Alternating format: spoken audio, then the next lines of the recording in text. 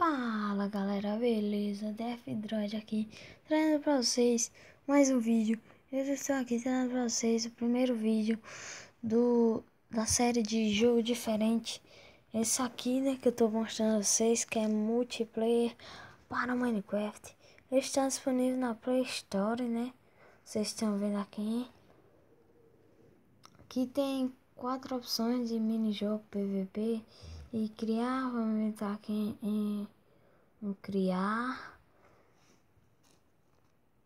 Lembrando, você também tem que ter a versão deles. E também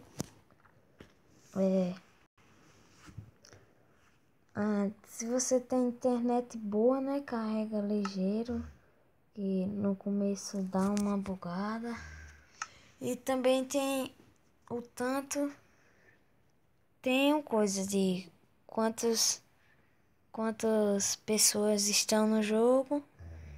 E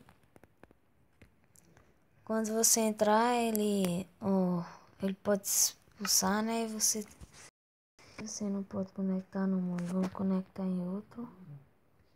E vamos conectar nesse aqui, que é da nossa versão.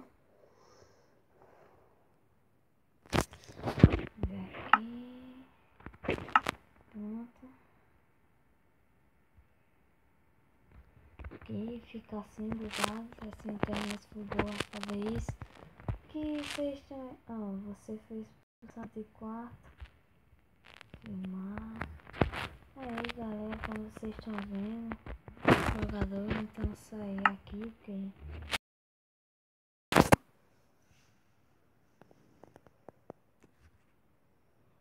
então galera, é só isso. Se gostou, deixe seu like, se inscreva, valeu, é nóis. Se inscreva aí no canal do Lucas Gamer e do Irã Gamer também.